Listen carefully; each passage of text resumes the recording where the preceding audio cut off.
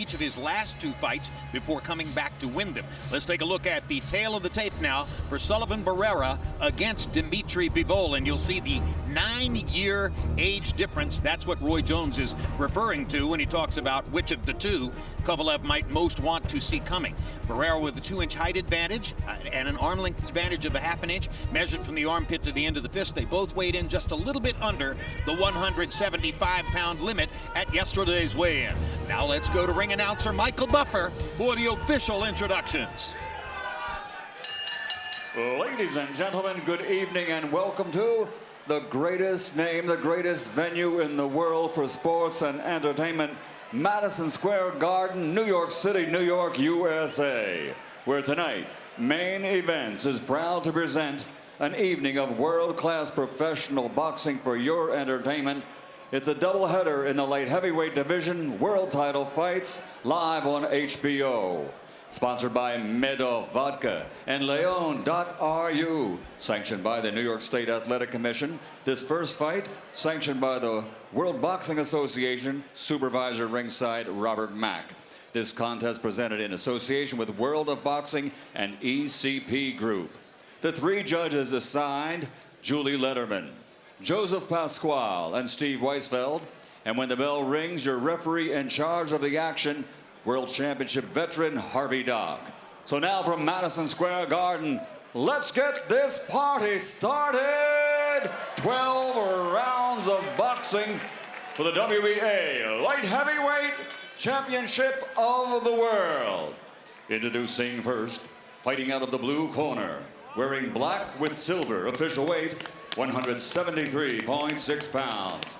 His professional record, 21 victories, including 14 wins by knockout, only 1 defeat. Originally from Cuba, but now living, training, and fighting out of Miami, Florida. He's the challenger, and he's the former WBC International Light Heavyweight Champion, Sullivan Barrera. And his opponent across the ring, fighting out of the red corner, wearing black and officially weighing in at 174.4 pounds. His professional record, a perfect one, consisting of 12 fights, 12 victories, including 10 wins by knockout. From St. Petersburg, Russia, the reigning and defending, undefeated WBA Light Heavyweight Champion of the World, Dmitry Bivol.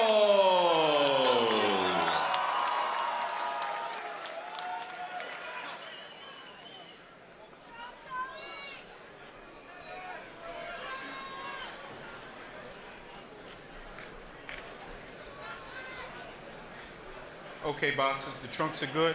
We went over the instructions earlier. As a reminder, obey my commands at all times. Protect yourself at all times. Good luck. Touch him up. A couple of weeks ago, Sullivan Barrera tweeted, "Some people say this, hard work pay off, but no explain what hard is. I had day with no food, no bed to sleep, and no money for feed my daughter. March 3 is day I waiting for since I was on the farm learning boxing." We'll see if he has enough to test Bivol and find out what Bivol is really all about. The reference to the farm, of course, the famed La Finca in Cuba, where Cuban amateurs go to learn their craft, and like all of the others who have had hundreds of fights in Cuban uniforms in amateur boxing, Barrera lived on La Finca for several years. In both of his last 2 fights, Roy Jones, against Felix Valera and Joe Smith, he went down in the first round and then came back to control the entire rest of the fight. So let's see what happens in round 1 here. Well, it's going to be a tough one, Jim. I think he's more aware of the fact that Bivol is a quick starter because Bivol has quick hands. So I think he came out with the plan of not getting hit or caught with a big shot early in this fight against Bivol, because he doesn't want to let Bivol get the momentum in his favor that early.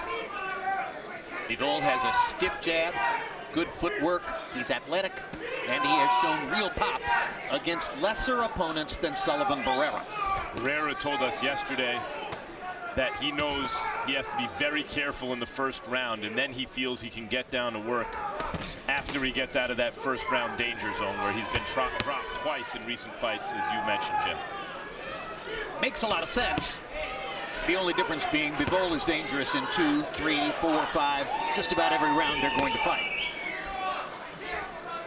That's true, but Barrera is better in rounds 2, 3, 4, 5, and 6 usually than he is the first round as well. So I can understand why he wants to avoid that early contact. And better than any opponent Bivol has seen to this point in his career.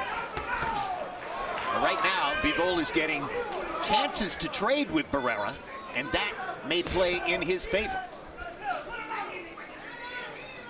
Bivol has the quicker hands. Without a doubt. And I'd say also he's the bigger puncher. But Barrera, you know, just because you have the quicker hands and you're the bigger puncher doesn't mean there aren't things your opponent can do with timing and using his experience to take you into deeper water and finding out what happens when you're met with resistance. And he may be the bigger puncher, but something I sense that Barrera may have the heavier hands. Meaning like Barrera has some George Foreman type punches. When he hits you, your whole body jolts.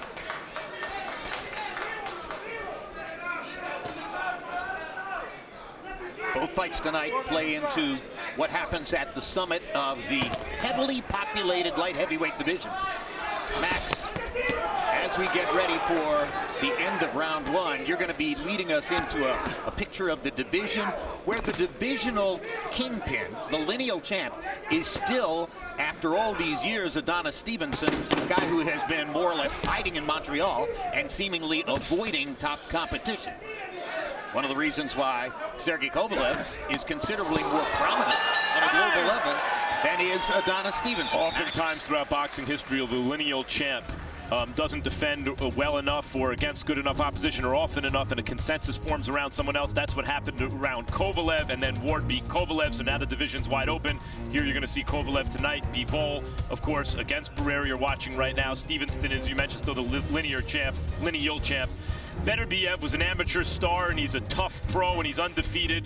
Vodzik, you've seen on our air, also good, was dropped once but recovered well and has some nice wins. Barrera, obviously, tonight you're going to see him. Badu Jack, after being a hot prospect who was upset by a first-round knockout against Derek Edwards, has really fought his way into contention and has earned a title shot upcoming against Stevenson in a couple of months. Beterbiev is fascinating. He's a big puncher, and there are some who think that he's the best fighter in the division.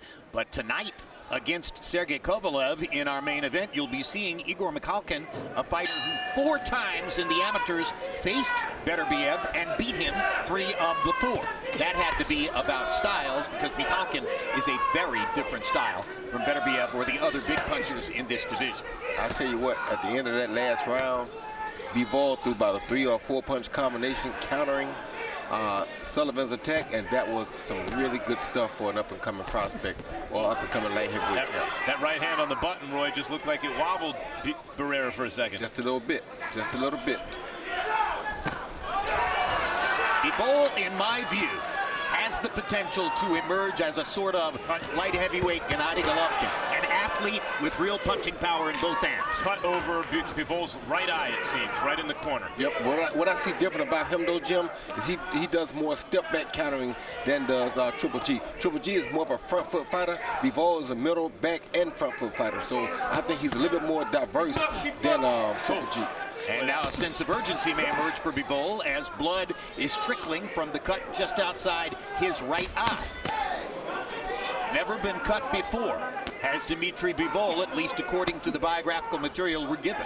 Bivol seems to be, I agree, Roy, not as much of a come-forward, aggressive power boxer puncher, but he is a boxer puncher who is looking constantly to apply his skills aggressively and offensively.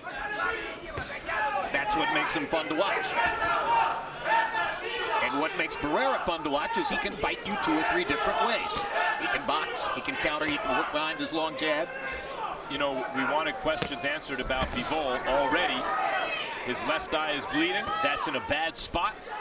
And he's dealing with adversity for the first time on our air. And he's landing some solid shots himself. And doing some mean counterpunching, son. I love the counterpunching I'm seeing from Bivol.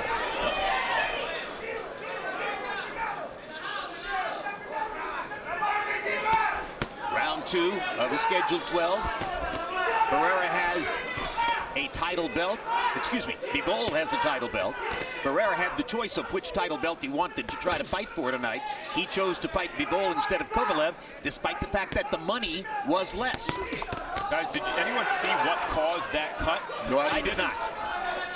That could be A pivotal moment. well, if we're looking for weaknesses in Bivol, it's possible he cuts easily. I didn't see what caused that. I didn't see Barrera land some, really clean shots, nor did I see a headbutt. The referee didn't declare the headbutt, so it must have been a punch. 13th fight of Bivol's professional career, and again, according to our information, the first time he has ever been cut.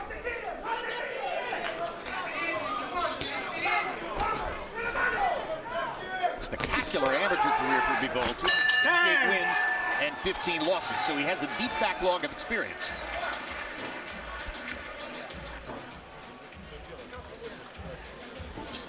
And now the cut man in Bivol's corner is Dmitry Lushnikov, and he goes to work.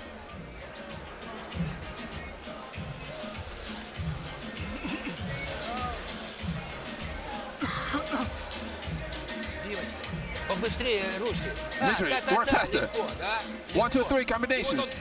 Easy, easy. Hit him with the overhand right. Relax yourself. Jab him. Jab, jab, and then overhand right. Make it quick. Quick combination. Here we see exactly what caused the headbutt. The heads collided right there as both guys were coming up to throw a left hook. The heads landed first, and then Bivol's hook landed partially, but that headbutt is definitely what caused that cut over their right eye. And that's good news for Bivol. If you're a Bivol fan, if you are wondering how his skin holds up, anyone can be cut from a clash of heads like that.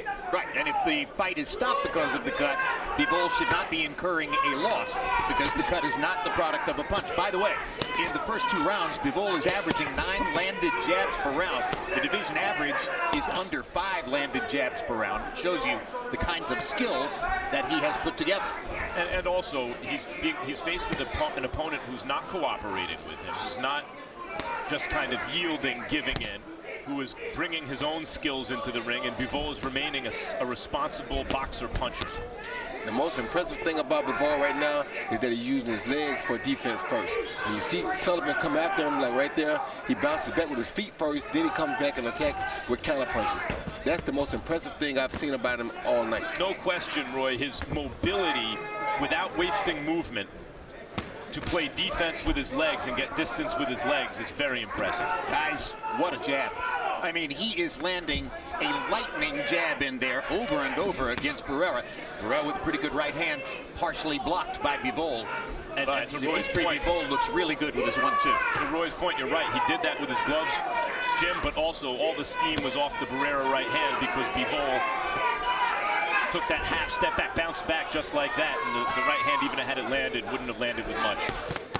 And he does that when he comes back. Combination by Bivol. Wow.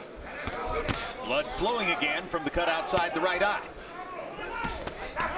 So we get a really good look at Bivol facing a certain kind of adversity, fighting against a better fighter than he's been in with before, and trying to take over the fight with his skills. And now their heads come together again, and this time it's Barrera.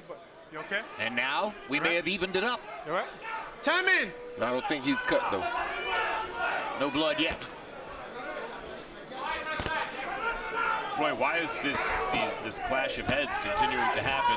2 orthodox fighters, skillful amateurs and pros, experienced. Why do they keep banging heads like that? Because both guys are thinking offensive-minded right now. Now, Bivol is doing some countering, but both guys are thinking high offense. When you get 2 guys thinking high offense like that, the heads will come together because both guys are putting a lot into every punch. So when they come with a punch, they bring all power, head, shoulders, everything is coming forward. Yeah, no one's scared in there. No. 2 true professionals going at it. But the one who appears to be holding his game together coherently is Dmitry Bivol, who is throwing and landing combinations. You've made the point often, Jim. What separates fighters on the world-class level is speed. You know, who has the speed to compete at the elite level, and Bivol is quicker. Less than 10 seconds to go in round number 3. Bivol has put forth a lot of offense here in this round. Already, in round 3, Bivol has tripled Barrera in terms of the number of punches landed in the fight. 55-19. April 18, it's the return of my show, The Fight Game. Join me for one-of-a-kind insights and commentary on the biggest stories and issues facing the sport of boxing. Bernard Hopkins and Max Kellerman on the show as well. April 28, live boxing returns to HBO with Daniel Jacobs taking on Maciej Zaleski in front of his hometown Brooklyn fans at the Barclays Center. Also that night, fellow Brooklynite Jarrell Big Baby Miller faces off with Johan Duhaupas. And May 5 on HBO pay-per-view, superstars Canelo Alvarez and Gennady Golovkin meet in the rematch of their fight from last September that ended in a highly disputed, controversial, frustrating draw.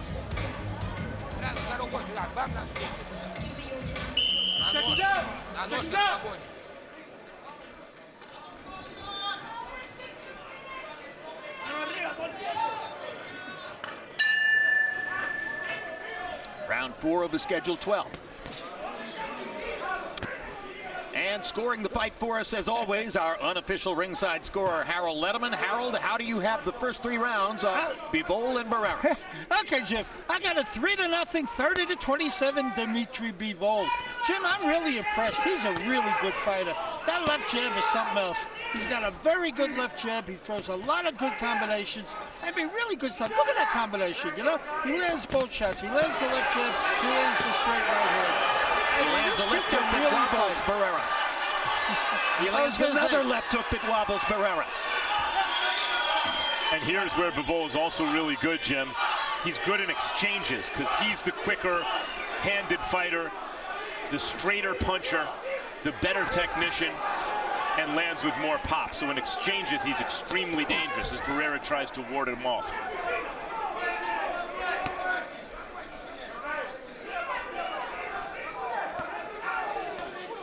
This has been a really good fight, but you feel like the whole time that Barrera is just one clean, I mean not Barrera, Bivol is one clean counter shot away from victory. And just as that happens, it seems like Sullivan finds a way to neutralize it and get back in the fight. Yeah, Sullivan is showing a good job of being resolute, staying in there, sturdy, handling big punches when he needs to. The question is, how can he win a round against a guy who is out-throwing him and out-landing him constantly as the fight. But there's another hard right hand by Bivol. And what you would like to see Sullivan do right here, because Bivol is so much quicker than him, is go on a body attack, but he's not doing that. He's going all head. If he went to the body some, he could make a difference in this fight, because if you look at Bivol's arms, Bivol is starting to tire just a little bit, and Bivol has never had this type of opposition in front of him. So if Barrera was smart, he'd attack the body now and try to even this fight up some. But if he attacked the body, wouldn't he be running the risk, Roy, that Bivol, with his much faster hands, could counter him upstairs? He's running that risk anyway. See that? He's running that risk anyway, Jim. If you throw at his head, he's still like that right there. It doesn't matter. You're running that risk because you're out there. He's so much quicker that you're running the risk of getting hit with the speed punches anyway. You may as well get something out of it. Yeah, as usual, and we see this a bit in boxing, it's just the way it works, because it's a one-on-one sport.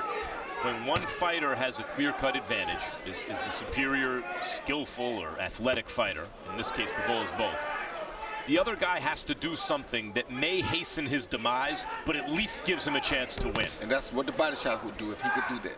And you see the graphic that says Bivol has landed 28 jabs to this moment in the fight, and 3 for Sullivan Barrera. So Barrera's already lost the jabbing contest.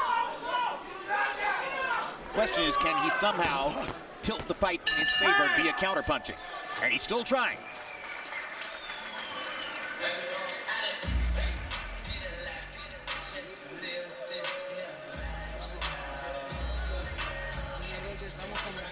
One of the mistakes you're doing is that when he starts throwing, remember we talked about that? Break off to the side. Move, step, break it. You want to block everything.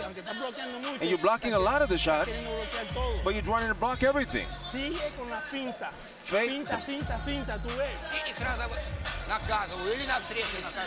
Counter him. Everything is good. You're doing very good. Just relax Here you see yourself. Bivol land his feint jab, lead left hook. After he made Sullivan reach their hand forward, which is a beautiful shot. Then you see him come back and land a straight right hand while Barrera's trying to throw the left hook to the head. Boom, there's the right hand. So what I'm saying, Jim, is no matter if you go to the head or the body, his hands are quicker. He's going to counter you anyway. So get something worth out of your buck and go to the body to invest in later on. It's a compelling point. Let's see if Barrera will think of it or try to make that adjustment as time goes by. What Derek Santos wanted to talk about to his fighter between rounds was his desire to block shots instead of moving to the side to avoid them. So that may be what Barrera's thinking of at this moment. It's the last thing his trainer said to him before he left the corner. That was a good body shot.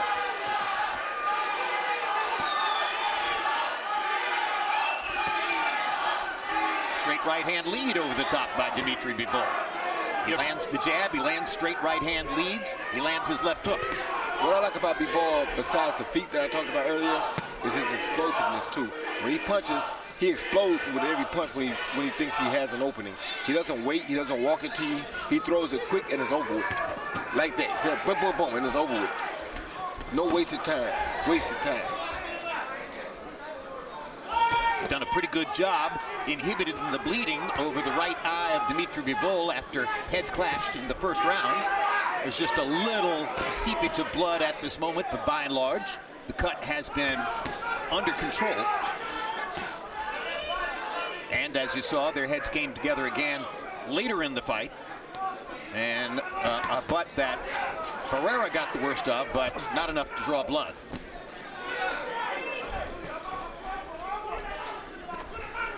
You can also see, comparing Bivol to Kovalev, who we'll see in the main event tonight, and who we're very familiar with throughout his title reign.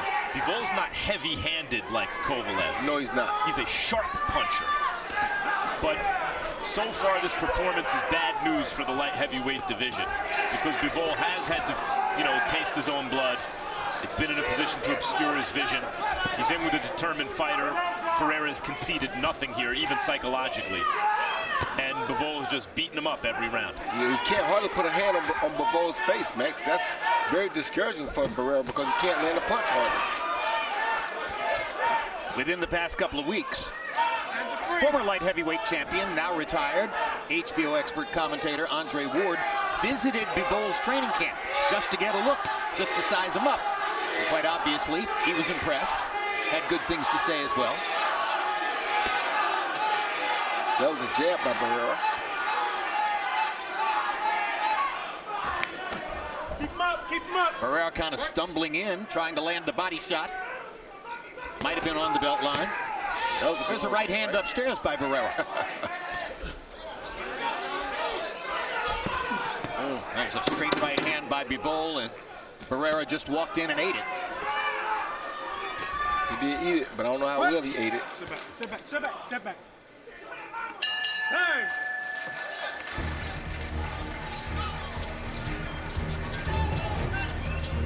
Sergey Kovalev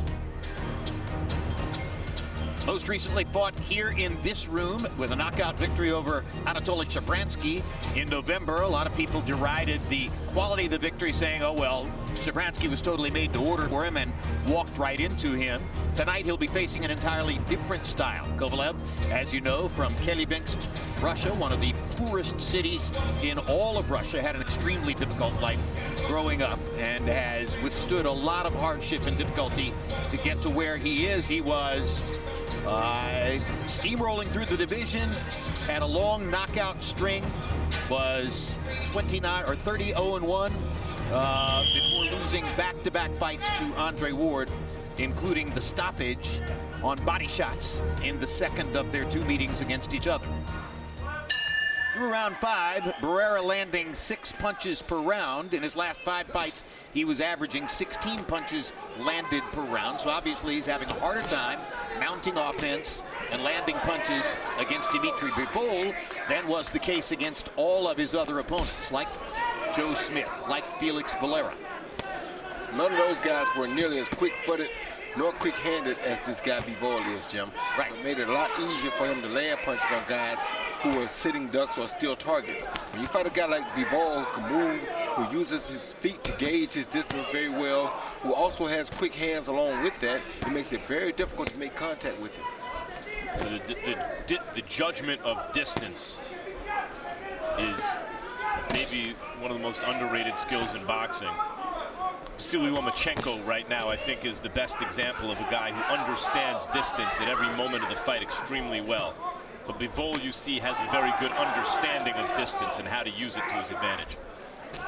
Well, Lomachenko's answer to distance is angles. You know, he may at sometimes be within your punching range, but he's not in a position where you can hit him. He's stepping to one side or the other, stepping around you. And of course, he frustrates his opponents so much that ultimately they quit on their stools.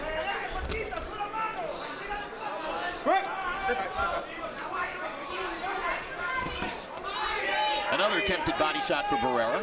Bivol partially blocking it down low. Good body shot. Now this time Barrera gets the right hand through to the body. And now there's a hook to the head because of the body shots. You feel me? So Barrera finding more offensive answers now as round 6 progresses. Bivol, Barrera's taking advantage, and he did it in the last round with a right hook upstairs, where Bivol sometimes waits a little bit too long in the pocket after he throws a combination. Sometimes he's standing a little bit straight in the pocket, and kind of at the end of the combination, when it looks like the exchange is over, Barrera gives him something to think about on the way out. Bivol has lost a lot of steam on his punches right now, too, it seems, Max. Yeah. On some of them, not all of them, but just some, like maybe he's a little fatigued right now. That right hand still has thump, but I started to say the right hand was pretty good. Now there, Barrera throws his right hand in return. Now Bivol lands the straight right again. That's why I thought Barrera should have went to the body earlier, because he would have had Bivol at this point earlier in the fight. Now their punches are about even. Bivol throws a good one here and there, but their punches for the most part are about even now. But Bivol's still quicker. Yeah, he's quicker. Or maybe Bivol is sensing that there's a little give in Barrera. Good body shot right there. Be a little more offensive, Roy. Boy, Barrera is really taking your advice on the body shots, Roy, and he landed a left hand to the body there moments ago. Maybe his best body shot so far in the fight. Immediately following live boxing tonight, it's Real Sports featuring an extended segment revisiting an undercover expose on the enslavement of child jockeys in Middle Eastern camel racing and the surprising events which have since brought the practice to an end. April 10, join us for the premiere of Andre the Giant, a documentary film that chronicles the life and times of a literally larger-than-life figure who captured the imaginations of so many on his way to becoming one of the most beloved figures in wrestling history. Hands going, the inside, you're hitting him, all right? You understand? The hook to the body all the time is there. Here, as a result from the body work that Barrera was doing, he lands a left hook to the head right here. Great left hook right there on that cut. And that's one of the few times we've seen him land a good head shot solidly tonight. Well said. Absolutely right. CompuBox numbers coming out of the 6th round into the 7th. Bivol landing 115 out of 380 to Barrera 38 out of 316. So Bivol continues to basically triple Barrera in terms of landed punches counted by CompuBox. Let's see how Harold Letterman has counted up the score so far. Harold? Okay, Jim, I got it 6-0. 60-54 Dmitry Bivol. Jimmy's out punching him, out boxing him, out doing everything in every single round. I mean, it's all Dmitry Bivol. If you watch the punches, they're fighting this fight in the middle of the round, but Bivol is out punching him by a mile. 6-0 Dmitry Bivol. So, Roy Jones, if Harold Letterman is on target and the scores are anywhere in the same range, it suggests that the possibility of winning a decision is getting out of reach for Sullivan Barrera. How would he construct a knockout? Well, winning a decision is not out of reach yet because we're just in the 6th round, and it's a 12-round, well, we're in the 7th round, 12-round fight. So if he starts now, he can at least get a draw in it. But the best way for him to construct a knockout is to go to the body hard. Dedicate these next few rounds to the body, then try to come up and land something big over the top. If he doesn't do that, he's going to let this kid stay too strong, too sharp, too compacted, and be able to land a big shot himself and cause Barrera some problems down the line. When Bivol can hold himself composed and together, he is a very compact puncher. He's got tight punches, he's very sharp with it, and if he hits you with a compact punch like that, he's going to cause some issues. Like that right hand right there.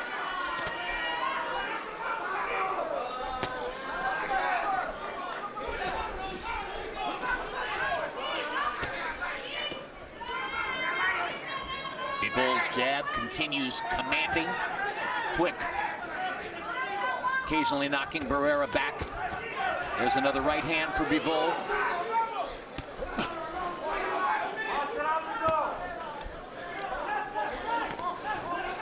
And right now we're looking at how bad does Barrera want it.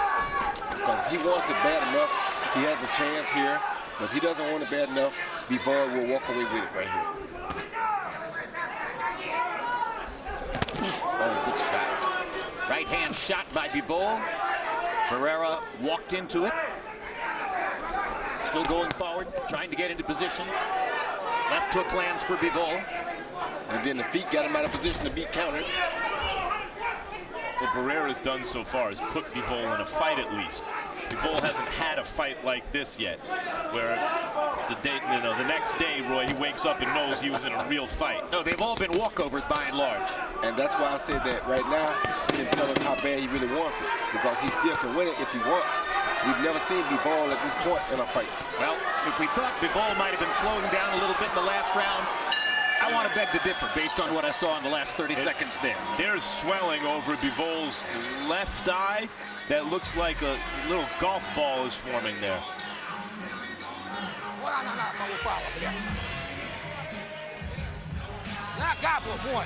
Where's the mouthpiece?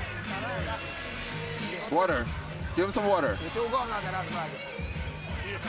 All right, this cut is getting bigger. You got to iron it out.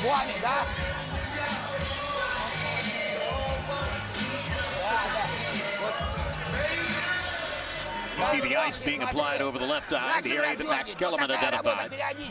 Here you see Bivol land a jab, followed by a clean jab, followed by a good straight right hand right over the top of Barrera's jab. First couple rounds, Jim, that would have caused some issues. Right now, because of the fatigue factor, Barrera took him very well.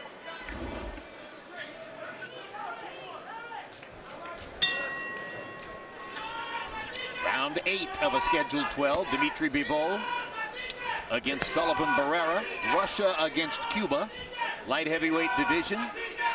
Winner of this fight, hoping to get into position to fight perhaps Sergey Kovalev, if Kovalev can win in his assignment in the main event against Igor Mikhalkin. That was a good try for a good right hand to the Hard body. right hand to the body by Dmitry Bivol. Good try to counter the right over the top of the jab over the top by Bivol earlier. He missed it, but it was a great try. Hematoma over the left eye, like it's not like a Rahman against Holyfield, Jim, but it's that same kind of swelling. Could be from that second headbutt we saw, man. Yes, it looks like it was caused by a headbutt.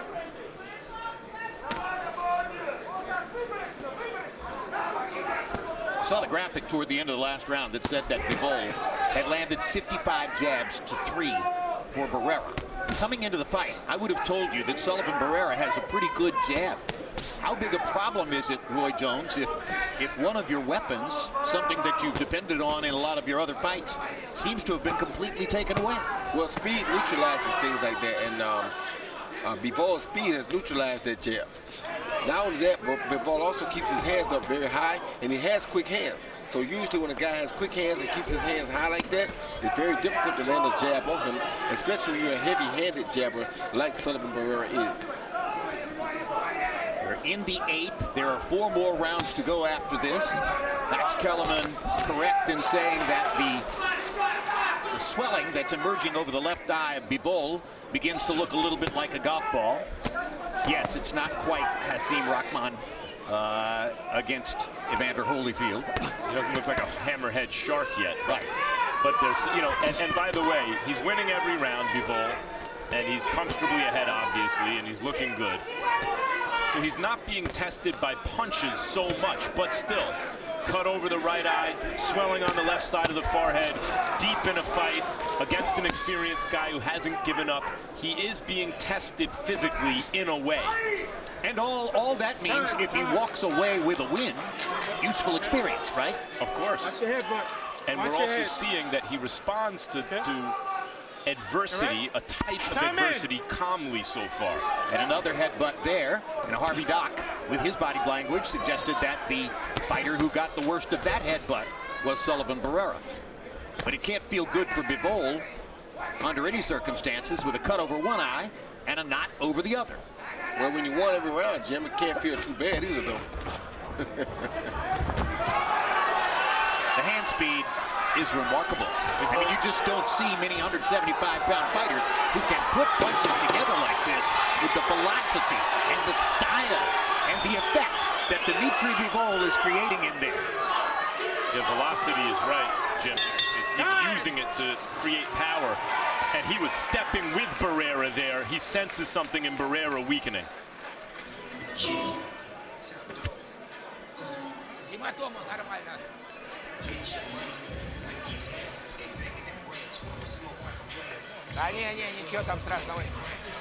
No, it's not important. It's not that serious. Oh, he'll be all right. Вот как концовку начинаешь на ногах раздергивать. Красавец. Dima, just feign him. Feign him, you're doing good. Feign him and then counter. You understand? Listen, listen. You've got to work. You've got to work. You got to be first. See when you started? You were first and he didn't do anything, okay? Yeah. You got to keep your guard up. You keep your guard up, he can't do anything.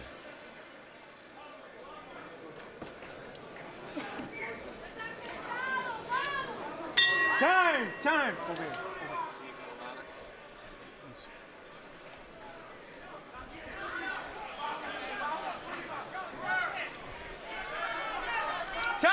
Neither of these fighters have a knockout past the 8th round. Bivol has been past the 8th twice, so this marks the 3rd time in his career that he goes to the 9th round. Sullivan Barrera has been past the 8th round only a few times. That's a little surprising because both of his last 2 fights went the 12-round distance. So Barrera is the proven commodity over the course of the 12-round distance, but the way he's being schooled in the ring tonight by the younger, faster, seemingly better fighter may change that equation.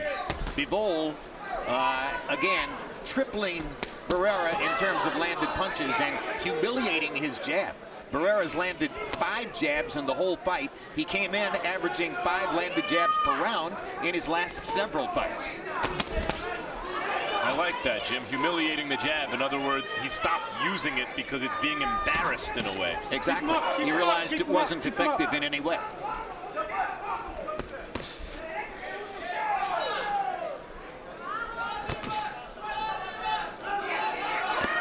Bivol, earlier in the round, Roy, landed a real jabbing kind of right hand to the body, like right on the side of the heart. It seemed to affect Barrera's pace a little bit here, too. Yes, it did. And it also made Barrera throw a few right hands to the body for a second. He threw 2 or 3 consecutively, then he stopped again. But I think that body shot that Bivol hit him with reminded him to go to the body.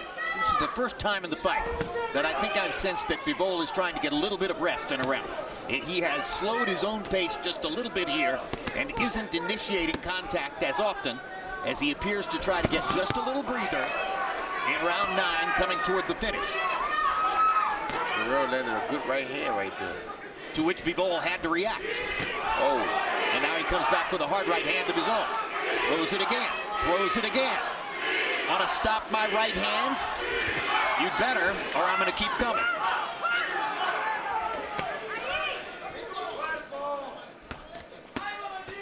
Left hook lands for Bivol.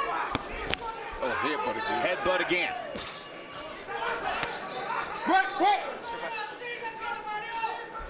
Bivol looking over Barrera's shoulder at the big screen monitor in the corner of the room. Might not want to do that. Don't want to look at the blood and the knot. They both will realize tomorrow morning that they were in a fight last night. Good jab by Bivol. By the way, even if you're thinking, well, yeah, but Barrera's done his damage with his head. But against Bivol, who can finish you quickly, you got to stick around this long to be able to do that damage with your head. Barrera's, ring savvy has kept him, upright in this fight through 3/4 of it. Bivol came out so sharp, so aggressive, so quick with both the left and the right hand in the first few rounds that no other opponent he's faced would have stayed in for those 3 rounds. Would have been over. And there's Sergey Kovalev as his hands are being wrapped and now gloved, and the New York State Athletic Commission observes. Kovalev, of course, in his second fight with his new trainer, the Uzbek trainer, Abror Ersinpulotov. doesn't speak English, does speak Russian. That may be the heart of the relationship between Gerson Pulatov and Kovalev. And there is Igor Mikhalkin, who was a teammate of Sergei Kovalev's for years in the Russian amateur program, and about whom Kovalev says he's a really nice guy. I like him a lot. They get along. Barrera has landed in single digits in all 9 rounds against Bivol. En route to CompuBox numbers, which entering the 10th round say Bivol is 184 out of 593 to Barrera 57 out of 469. Harold Letterman, how do you have this scored 3/4 of the way through? Okay, Jim, I got a 90-81, 9 rounds to nothing, Dmitry Bivol. Jimmy's just outboxing him. The fight's been, basically fought in the middle of the round, but Bivol's outboxing him, and, you sort of punch that numbers, which are enormous in favor of Bivol. Keeps landing that left jab and that straight right hand in the combinations. 9-0, Dmitry Bivol. So far, Bivol has answered the questions that Barrera's been able to ask of him well, I think. But you see why these kind of fights are important no matter how good a prospect looks in terms of developing a prospect into a real-world champion. This is the kind of experience, should Bivol go on to win this fight, that he'll be able to take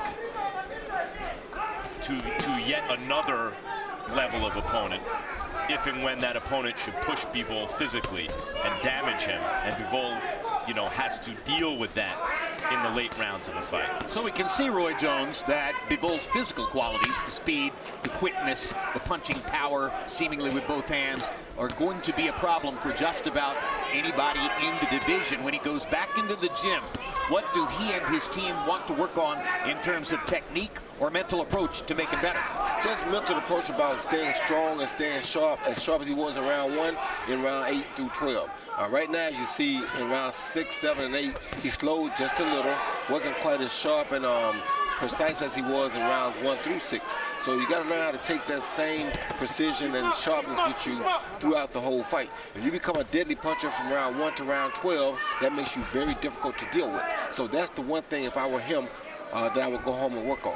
Because withstanding the damage from the butts and getting through it and continuing to perform, add an extra layer of confidence. Yeah, that adds an extra layer of confidence, because now you know if that happens to you in a big fight that you can handle that. That's not something that you've never seen before.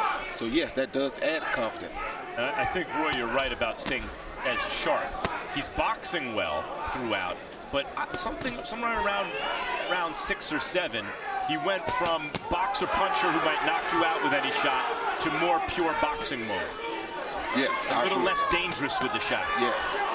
Well, I wonder if that was a conscious realization on his part. Hey, doesn't seem unlikely to get a knockout here tonight. This guy is durable and tough. No, I don't think it was, Jim, because he still was, at times when he saw opportunities, he was going after knockouts. At times when I didn't think he really even had to. So I think he's still been going for the knockout or going for the shots when you see him. It's just that fatigue played a part. Yeah. Time! The elite pound-for-pound fighters stay elite rounds 1 through 12. And we've got 2 more rounds to go. Meanwhile, April 28, Brooklyn's Daniel Jacobs returns to the ring in front of his hometown fans at the Barclays Center against Poland's Maciej Zaleski. Also that night, undefeated heavyweight Jarrell Big Baby Miller, also from Brooklyn, faces off with Frenchman Johan Duhaupas. Immediately following that night's live boxing, stick around for Canelo Golovkin 2. The Fight Game preview as we count down to the middleweight Super Showdown. And May 5, live on HBO pay-per-view, it's the Canelo Alvarez-Gennady Golovkin rematch. They fought to a highly disputed draw last September, and this time, each fighter looks to leave no doubt as to who is the world's top middleweight.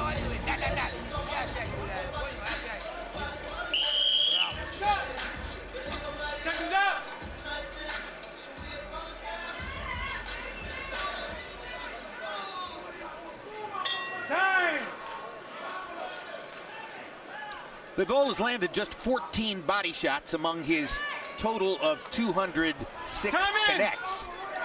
So if you're looking for a fly in the ointment, so to speak, that might be the idea, that maybe Bivol should throw more to the body.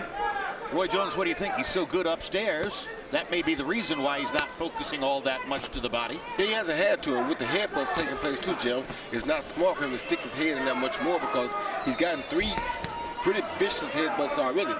So why would you stick your head down up for the body shots when you know that it's very possible or very likely that you're going to catch a 4th headbutt? So maybe body shots are for another night. Yes, exactly. You win the fight very big with headshots. Why change it? And especially since the first 2 I felt were really purely accidental. The last headbutt, it looked to me like Barrera was leading with his head a little bit, like he thought maybe that's something that had worked for him. And hey, look, if my head is in there and your face happens to be there, that's your problem. Yeah, I just think that's just how Barrera fights, though. I don't think he was trying to, like you say, I don't think it was on purpose. I just think that's kind of who Barrera is. And when say he punches right there, he brings his head with his punches anyway. So he does, and that was a good right hand he landed. Barrera. A couple of good moments for Barrera there. Good body shot. And Bivol responds to the body shot with a 3-punch combination, and then a stiff jab up the middle, and there's another stiff jab up the middle by Dmitry Bivol. Bivol is 27 years old. Long amateur career in Russia. 268 wins and 15 losses as an amateur. Very focused on becoming a professional star in the United States. He presents modestly, Max, but at the end of the day, you walk out of the room and there's no question what he thinks. He thinks he's a star. Yeah, and he has a charming personality, and he shows humility, but you know he's confident. And he's really, this is the kind of developmental fight and the kind of fight where we are getting some answers from Bivol. He looks like the real deal the way he's handled this so far. Now, this was a really good test for him. He would have been more impressive to many in obvious ways had he just blown Barrera out, but we'd know less about him. He was immodest enough to tell Andre Ward when Ward visited his training camp, "I'm surprised you retired. I was focusing on what it was going to take to beat you." Well, based on this performance, more than Bivol has at the moment, I would guess, to beat Andre Ward. But in other words, Bivol seems to me to still be developing. He didn't try to tell Andre that he had enough to beat him right now. Right. But, you know, the way he's looked until now, you thought maybe he was already all the way there. And this fight is giving us some answers. There's still room for improvement, but good body shot. What a body shot by Bivol. Yes. Perfectly timed, right in the belly. And Sullivan Barrera is heaving just a bit as he walks back to his corner. Yeah, he caught him coming into that one, Jim. That was pretty bad. Хорошо. Ну смотри, надо больше прихватывать. Сейчас чуть-чуть отдал инициативу. Very good, very good. Самому прихватывать.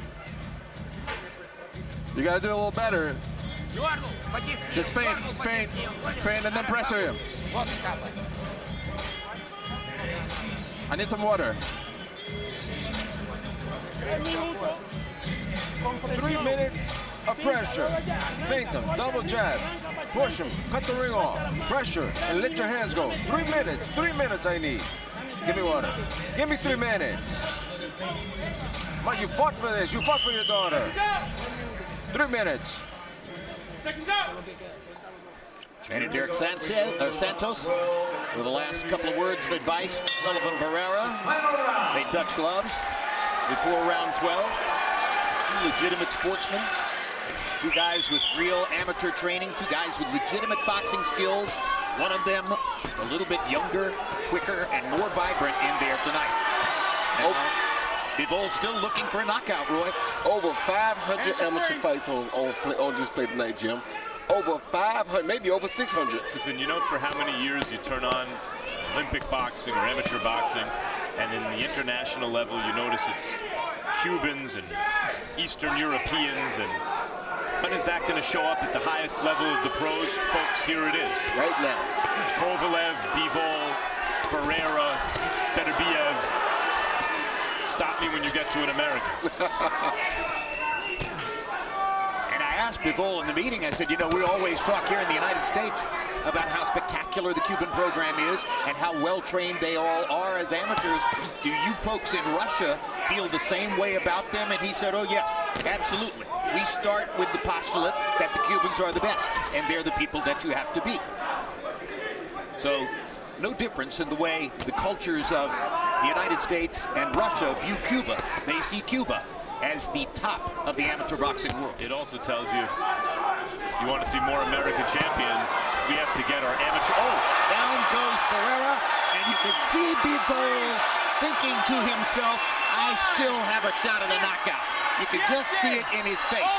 Can Barrera get up? Is Harvey Doc going to let him continue? No. It's a stoppage, and Bivol gets the TKO in round number 12. Jim, you identified just now what was so impressive about that. Roy and I were talking earlier about how Bivol seemed to go into boxer mode, how he's still winning every round, but the sharpness on the punches and this apparent belief that any one of them could stop his opponent seemed to have left sometime in the middle rounds. But he was not satisfied with that, and he pushed and he kept fighting as well as he could in spite of a hematoma over his on the left forehead and the cut on his right eye, and lands the knockout punch, closes the show. Well, I think I said to you, Roy, earlier in the round, he's still looking for the knockout. Yes, he was. He got it. He was still looking for the knockout with that right hand. And I told you earlier when you said that maybe he had went back into boxing mode. No, when he sees the opportunity, he goes at it with authority, just like he did right here. So if he sees an opportunity, he still was trying to get a knockout, and he finally got it. We don't even have to find out what the official scores were. You know, at some point we will know, but Dmitry Bivol makes it immaterial with that right hand down the pipe that landed on the temple of Sullivan Barrera and put him away. A disciplined, athletic boxer puncher putting his whole thing on display and stopping a previously unstopped, well-schooled, experienced amateur and professional in Sullivan Barrera. He won't be quite as handsome tomorrow, but he'll be just as unbeaten, and he will have 11 knockouts among his 13 wins in this division. An impressive show from Russia's Dmitry Bivol.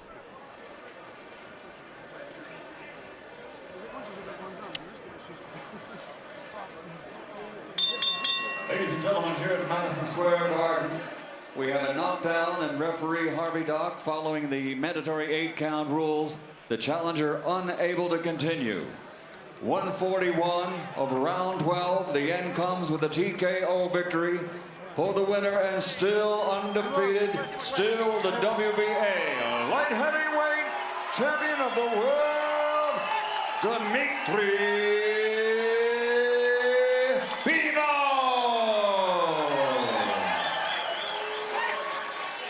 First knockout loss of Barrera's career. He went the distance and lost a decision to Andre Ward in his only other loss. Ladies and gentlemen, how about a round of applause for the very game challenger? And final CompuBox numbers will show the one-sidedness of the entire affair as Bivol lands 168 more punches and basically triples Sullivan Barrera in terms of landed punches. Throws 172 more and lands at a much higher connect percentage. Power punches, 146 out of 378, 39%. Looked higher than that because when he lands, it seems like he's landing the punches he wants to land. Barrera, 65 out of 273 for 24%. Not likely to win you the fight against a quality fighter like Dmitry Bivol. The jab stats are simply a wipeout, so one-sided. 97 out of 400 for Bivol, 10 out of 333 for Barrera. What is the reason, Roy Jones, why Barrera can only land 10 out of 333 jabs? The feet and the hand speed, because he uses that back foot to gauge and keep himself out of distance. A tremendous performance by Dmitry Bivol. And now Max Kellerman stands by with the winner. Congratulations, Dmitry. You've been so dominant as a professional that boxing fans wanted to know how you would answer adversity. It was from headbutts tonight, but you have a cut over your right eye in a bad location, swelling on your left side of your forehead, in against a determined opponent who never gave in. How do you think you answered those questions? Я сегодня действительно почувствовал себя в какой-то степени даже любителем-новичком, потому что при каждом сближении в ближнюю дистанцию я пропускал сюда удары. Именно я ощущал, что больше головой их пропускал. Мне нужно поработать еще над собой. И Салливан Баррера мне сегодня показал много моих ошибок. Хочу сказать спасибо ему за этот бой. I felt a little bit like an amateur tonight because it was a really great opponent, and Sullivan Barrera showed me a lot of things tonight, and I have to work on a lot of things. Thanks, Sullivan. What do you have to work on? It seemed that you boxed very crisply until maybe midway through the fight, and then maybe you didn't have the same snap on your punches for a couple rounds, but you continued to dominate boxing, and then eventually you got the knockout when it looked like you may have been satisfied to get a decision. What do you think you need to work on?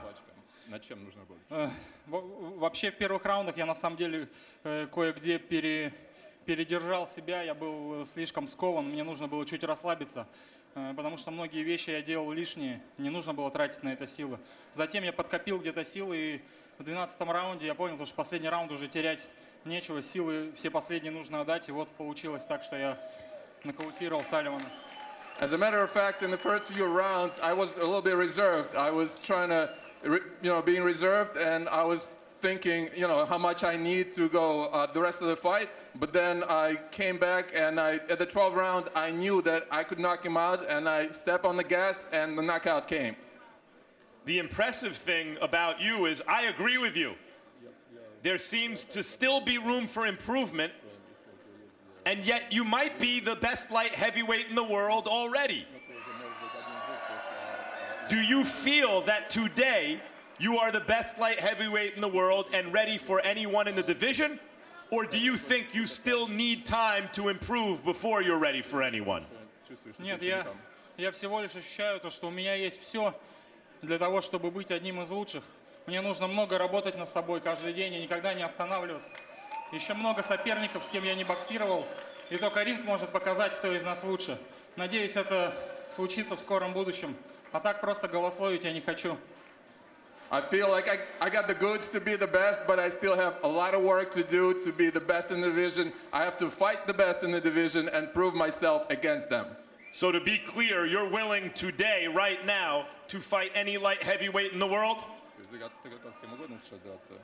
Я думаю, нашей команде сейчас надо подумать, хорошенько посмотреть, откуда эта мыльница на голове у меня появилась, эти сечки, как избавиться от таких неприятных моментов и сделать выбор следующего соперника, конечно. Я вообще не делаю выбор, я в основном соглашаюсь. Мне говорят, давай с ним, я говорю, да, почему бы нет. We have to go back to the drawing board right now and see where the cuts and the things on my head came up from, and then we have to see who the next opponent is, but it's not up to me. I don't choose my opponent. I fight who they put against me. Quickly, one-word answer, yes or no. Are you willing to fight any light heavyweight in the world right now? Я всегда говорю, что я хочу драться с лучшими, только так можешь показать, что ты лучший. Конечно, я не буду скрываться ни от кого. У меня есть один из поясов, и я обязан его защищать. You can be the best only if you fight the best. I'm not going to attack anyone in the division. I have a belt, so whoever wants it, come get it. Well, we look forward to watching it, Dmitry. That was a lot of fun. Jim?